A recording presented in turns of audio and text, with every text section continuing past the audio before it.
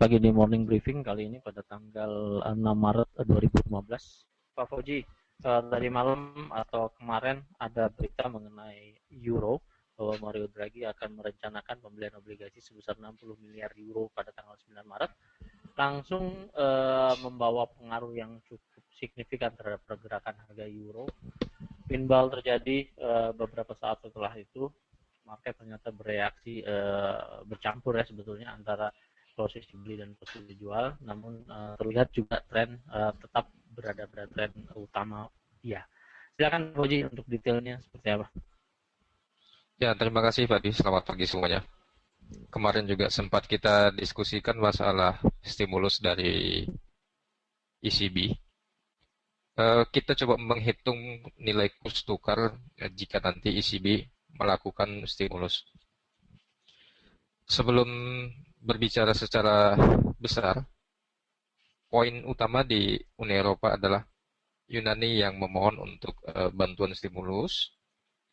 Beberapa negara anggota ingin membantu Yunani dengan konsekuensi ada kebijaksanaan yang harus dipenuhi oleh pemerintah Yunani terkait dengan bantuan tersebut. Karena bantuan itu jika nanti diberikan kepada Yunani kemudian digunakan hanya untuk sebagai menghabiskan anggaran dengan tidak ada tingkat return dari pembangunan pemerintah, maka itu adalah sia-sia. Maka poin yang paling utama di sana adalah pemangkasan pegawai negeri dari Yunani, beberapa kebijakan birokrat yang sifatnya tidak produktif di sektor penggunaan anggaran belanja negara itu dikurangi. Namun terjadi silang pendapat antara Senat Dewan Pemerintahan di Yunani dan Dewan Eksekutifnya ya. Nah, opsi kedua, jika nanti negara anggota Uni Eropa tidak membantu Yunani, maka pilihan lain adalah dengan meminjam bantuan dari Dana Moneter Internasional atau IMF. Tentu dua konsekuensi pilihan bantuan ini sama-sama sifatnya hutang. Oleh karena itu, ECB Mario Draghi kemarin akan melakukan program stimulus lebih lanjut, nanti akan diputuskan di bulan Maret dengan berita yang Anda bisa lihat nanti di Monex Daily Report. Ditambah lagi juga kemarin malam jam 7.45 waktu Indonesia bagian Barat, dua data paling penting dari Uni Eropa, dari negara Inggris dan dari zona Uni Eropa, mengumumkan tingkat suku bunga yang tidak berubah sesuai dengan tabel yang kita lihat di depan. Mari satu persatu kita kupas, diawali dengan pembahasan data dari Australia. Nah, Australia ini kemarin melaporkan transaksi perdagangannya yang mengalami defisit dari minus 503 miliar Australian dollar menjatuh ke 980. Ini kurang lebih angkanya hampir 90% ya Pak Dwi ya, mengalami defisit dari bulan Desember 2014. Laporan Januari trade balance yang dirilis itu mengalami penurunan. Nah, terbaca pelebaran defisit neraca perdagangan ini menunjukkan tingginya impor yang terjadi dari Australia dan nilai tukar yang melemah dari Australia terhadap dolar Amerika Serikat. Kebijakan dari Dewan Moneter dan pemerintah sendiri masih belum ke arah yang memberikan investor untuk mengkoleksi Aussie sebagai mata uang safe haven. Dengan situasi tidak suku bunga di India juga, kemudian situasi inflasi di Rusia yang cukup tinggi, Brazil juga naikkan suku bunga, India naikkan suku bunga, dan negara yang paritas mata uangnya di bawah dolar. Ini umum peta kekuatan geoekonomi dan geopolitik dari ekonomi masih mendominasi US dollar. Sehingga untuk Aussie sendiri dengan formasi candle daily kita melihat masih ada formasi negatif ke level tengah 0,77. Teman-teman semua, untuk formasi resisten di 0,7911 tidak dia lewati, menjadi tahanan psikologis untuk pembalikan arah downtrend menjadi uptrend untuk di Aussie. Sehingga spekulasi posisi beli kemarin hanya beberapa poin saja untuk taking profit. Kemungkinan dengan situasi dari suku bunga di Uni Eropa dan Inggris serta stimulus yang akan dijalankan di bulan Maret ini akan membanjiri dan mendominasi dolar masih strong. Untuk outlook Aussie sementara ini kita masih bertahan dari trend downtrend ya, trend bearish untuk penentuan wilayah area di 0,77. Kemudian dari Inggris, suku bunga yang dipertahankan 0,5%. Ini tidak berubah sudah lebih dari 6 tahun, dihitung dari 2009. Ya. Teman-teman semua, kebijakan yang cukup statis di Inggris ini menyebabkan nilai tukar pound sterling terhadap dolar ini terus mengalami pelemahan, di mana isu yang akan terjadi di Amerika kenaikan suku bunga tentunya ini akan lebih menekan nilai tukar Inggris terhadap dolar Amerika Serikat. Formasi hedges yang uncertainty kemarin sudah breakout dan sudah menyentuh level penentuan di garis moving average ya, yang warna kuning. Konfirmasi untuk strong bearish melewati di 1.5219 atau di 5220. Ini yang menjadi outlook kita, sehingga untuk jangka panjang kita melihat Aussie masih akan menyentuh di angka 1.50 dan untuk extreme point di 1.47. Skenario yang kita rekomendasikan masih tetap posisi short sell, namun ada volatilitas cukup besar di sini sebesar 300 poin.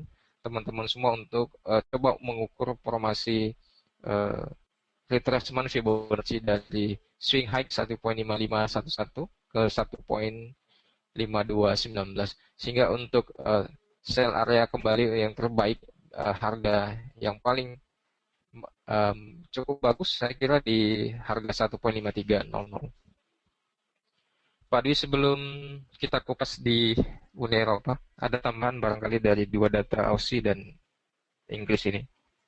Iya, tadi saya koreksi bahwa India kemarin menurunkan tingkat suku bunga, Pak, dari Sorry, 7, iya, naik. ya 7,75 jadi 7,5 dia diturunkan. Kemudian keadaan utangnya semakin banyak, kemudian indikator ekonomi segala macam untuk fundamental ekonomi mereka drop. Maka dari itu mereka berencana untuk pembelian emas, namun tidak disetujui untuk impor, pemotongan pajak impor sebesar 8% dari 10%. Nah, makanya si emas ini kecenderungan untuk turun. Sementara kalau saya melihat dari euro sendiri, masih terlihat kegaman para pelaku pasar untuk mengambil posisi buy di euro. Saya rasa seperti itu, Pak Fauji. Silakan. Oke, kita ke euro, di mana ECB akan memulai stimulusnya di bulan Maret dan pertahanan suku bunga tetap di 0,05. Jangka panjang kita melihat memang semua analis memprediksi adanya penurunan yang tidak terbaca sampai di level berapa. Namun kemarin kita coba memunculkan ide untuk menghitung sebenarnya paritas yang terbaik jika dana IMF digelontorkan ke Uni Eropa. Maka nilai paritas euro terhadap dolar yang paling ideal adalah di 1.00, paritas 1:1 dengan euro. Namun situasi di pasar terkait dengan data ADP non payroll kemarin dari Amerika dan jobless claim juga yang sedikit buruk, ini menambah sedikit keyakinan traders bahwasanya akan terjadi reversal di mata uang selain US dollar, sehingga ada spekulasi di 1.111 untuk posisi pendapatan spekulasi buy. Kemarin sifatnya adalah spekulasi, dan untuk hari ini masih berada di bawah 1.111. Nah, tentunya keputusan yang harus kita hitung kembali dan analisa, di mana stimulus akan ditambah di bulan Maret, ini akan membuat aksi traders terus melakukan akumulasi short sell untuk di euro sebelum nantinya di bulan Maret itu diputuskan. Posisi nilai tukar euro terhadap dolar untuk saat ini di nilai tengahnya di 1.1035, untuk penembusan di bawah itu menyentuh di 1.0950. Masih ada kecenderungan posisi negatif walaupun angka pivot kita hitung di 1.12.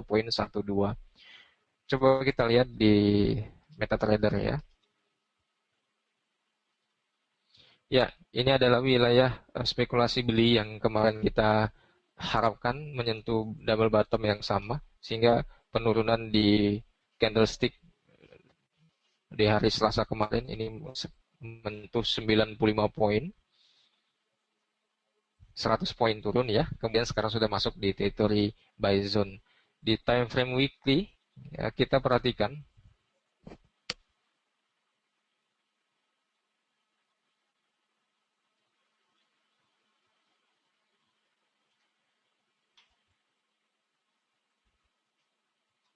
ya, ini adalah angka 1.07701. Boleh kita gambar ya.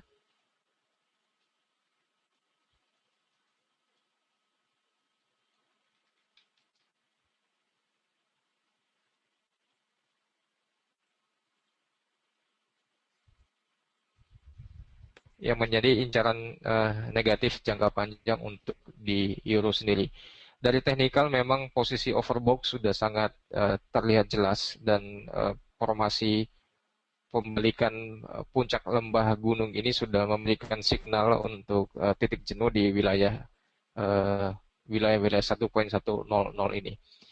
Baik teman-teman semua, untuk secara teknisnya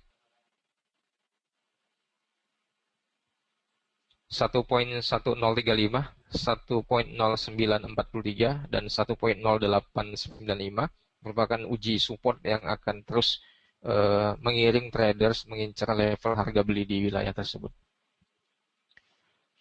Ini adalah data dari Amerika Serikat, jobless claim atau initial jobless claim yang mengalami kenaikan. Ini yang memberikan campuran mix pandangan dari situasi di Amerika Serikat. Sehingga saya coba menggabungkan korelasi dari kenaikan jobless claim dengan nilai tukar dolar. Ternyata semakin menurun angka jobless claim, secara umum juga indeks dolarnya mengalami gradual peningkatan. Pada saat Oktober 2014 sampai sekarang, ini sudah hampir 2 kuartal, dihitung dari 2014, nilai agregat rata-rata di 300-an ribu orang ya. Kemudian dolar indeks juga mengalami posisi yang flat. Tapi indeks dolar sekarang sudah menyentuh 96, ditambah dengan dihubungkan dengan korelasi initial jobless claim. Kesimpulan yang saya ambil, tidak ada korelasi antara dolar indeks dengan angka jobless claim. Sehingga pemahaman secara fundamental ekonomi jobless claim ini adalah bertambahnya budget pemerintah untuk orang yang menganggur ya. Artinya pemerintah sudah menyiapkan dana subsidi bantuan kepada orang-orang yang menganggur ini sebelum periode sebelumnya. Manakala ada peningkatan penambahan orang yang meminta bantuan subsidi, maka anggaran yang diambil itu sudah disediakan. Terkecuali Amerika Serikat tidak mempunyai dana cadangan untuk anggaran pos subsidi kepada jobless claim ini. Sehingga antara penguatan dolar dengan data jobless claim ini tidak ada korelasinya sama sekali. Memahami data jobless claim situasi di Amerika Serikat, ternyata kita harus butuh data lagi. Kenapa ini ada peningkatan jobless claim, orang yang menganggur di sana, apa sebabnya, kemudian apa hubungannya dengan data non-farm payroll nanti malam, kemudian reaksi dari outlook data Amerika Serikat. Secara umum, kesimpulan yang bisa kita ambil, meningkatnya data jobless claim ini bisa menurunkan angka non-farm payroll. Tapi non-farm payroll itu kan pernah kita bahas sebelumnya, bahwasanya tenaga kerja yang dihitung di luar sektor pertanian. Nah, boleh saja nanti orang yang menganggur di angka 320 ribu orang ini bisa saja nanti di catatan pemerintah mendapatkan pekerjaan baru di sektornya, sehingga ini bisa menjadi arah yang sangat sporadis pergerakannya terkait dengan 2 minggu ini adanya laporan data keuangan tingkat suku bunga, kemudian trade balance dari Asia Pasifik, Australia, kemudian dari India juga poros ekonomi di antara Asia Pasifik dengan Eropa, data dari China manufacturing PMI-nya kemarin yang bagus, sehingga ada kubu-kubu dari peta geoekonomi ini yang saling campur aduk. Oleh karena itu teman-teman, dari kondisi tidak adanya peta arah dari pemerintah yang sedang mengalami inflasi tinggi, termasuk di Rusia dan Indonesia, maka dominasi kekuatan dolar ini akan terus meracuni dan mewarnai traders jangka panjang. Sehingga saya melihat untuk emas, porsi traders dalam melirik emas sebagai aset safe haven, sebagai pengunci dari laju inflasi masih belum terakumulasi. Ada level di 1223 yang menjadi right shoulder atau formasi di sini ya, dari pattern yang kita buat ilustrasi dari 1 bulan sebelumnya. Kemungkinan untuk emas ini bearish pattern. Jika emas melewati 1223, maka formasi head and shoulder ini bisa gagal. Walaupun demikian, kita harus menyadari bahwasanya situasi sekarang ini di mana tingkat suku bunga yang terus melemah, hanya Amerika Serikat yang menaikkan suku bunga untuk negara-negara yang kekuatan ekonominya besar, tapi tidak mendongkrak untuk nilai emas, ya. Sehingga keputusan traders di India kemarin dan beberapa ekonom memutuskan untuk memilih emas tidak tertopang dengan dukungan dari pihak yang berkompeten, maka untuk outlook emas kita masih melihatnya negatif.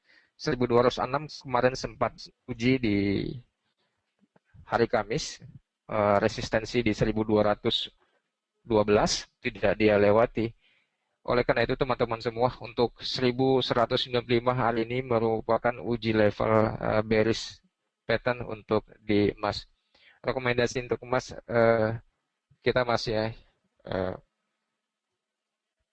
merujuk kepada tren besar, yaitu downtrend di emas menyentuh angka 1162. Untuk di minyak, dikarenakan minyak ini adalah komoditi yang bukan disimpan, tapi komoditi yang untuk dikonsumsi, berbeda dengan pergerakan emas. Tingkat likuiditas komoditas fisiknya ini lebih tinggi, sehingga putaran dari in-out komoditas minyak ini, dibeli kemudian dipakai, kemudian dibeli lagi, kemudian dipakai lagi.